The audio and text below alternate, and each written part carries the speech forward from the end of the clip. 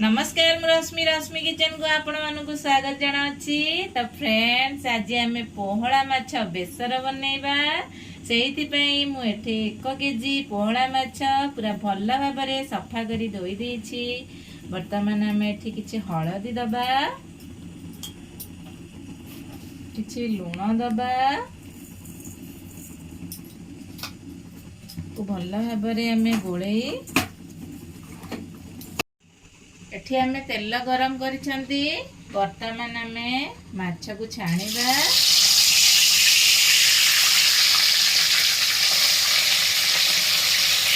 तेल को भल भाव में गरम करिवे नले माछ भांगीबार बहुत संभावना रही है। गोटे साइड माछ हेई सारिछि, आ गोटे साइड अल्टे दबा। देखंतु केते सुंदर गोटी गोटी होई माछ रही हमर।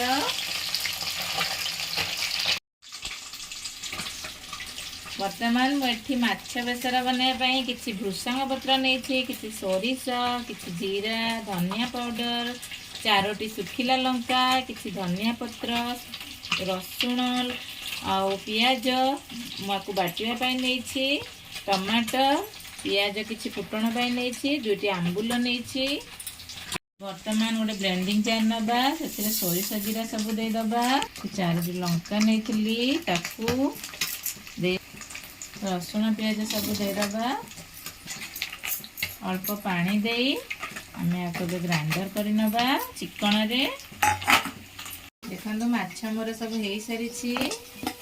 वर्तमान आम आपको बाहर करदबा। वर्तमान आमर सब माछ हो सारी।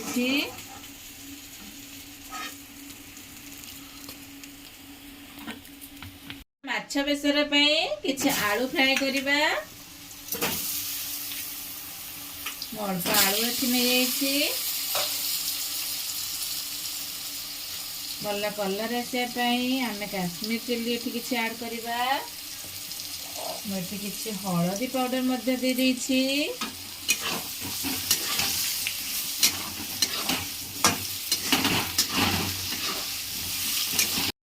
वर्तमान आमर आलू सब हो सारी।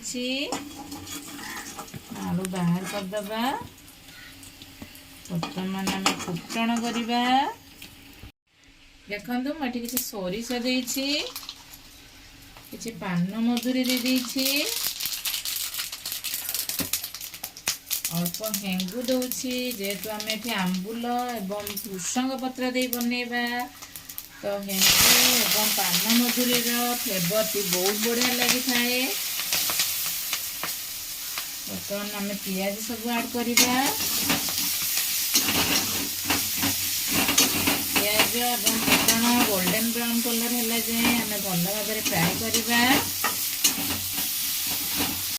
आम फुटण सब हो सारी गोल्डन ब्राउन कलर। आम फुटण को बाहर करके रखीदबा।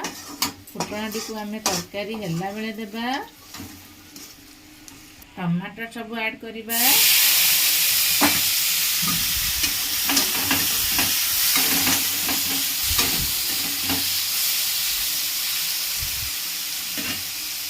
मसला बाटी रखी से हलदी ऐड कर देछि।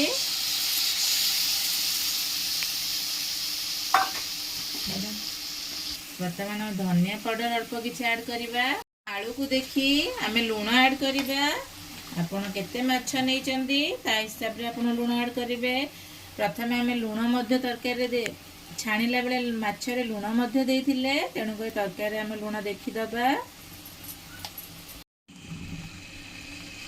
देखंतु वर्तमान आम मसला अल्प फ्राए हो सारी। टमाटर एवं मसला मछली सबू माछ एवं आलू को ऐड कर दूची।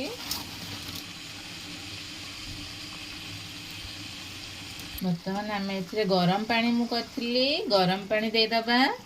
आपण मैंने जो ठंडा पानी दौथे ताले पानी फुटिला परे माछ को ऐड करेंगे।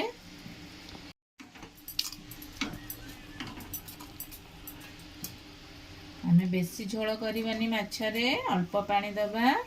ग्रेवी जमी टिके मोटा रहिबो। वर्तमान मुझे 2टी आंबुल दे दोछि। फ्लेवर टी बहुत बढ़िया लगिवो। ବର୍ତ୍ତମାନ ଆମେ ମାଛକୁ କଭର କରିଦେବା। ବର୍ତ୍ତମାନ ଆମେ ମାଛରେ ଫୁଟଣ ସବୁକୁ ଆଡ୍ କରିଦେବା।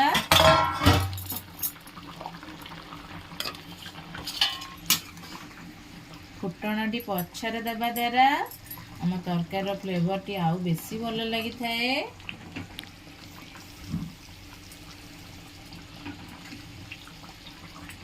ମିନିଟ୍ ପାଇଁ ଆମେ କଭର କରି ରଖିଦେବା। ଦେଖନ୍ତୁ ବର୍ତ୍ତମାନ ଆମ ମାଛ ତରକାରୀ ହେଇସାରିଛି। ଆମେ ସେଇଥିରେ କିଛି ଧନିଆ ପତ୍ର ଆଡ୍ କରିଦେବା।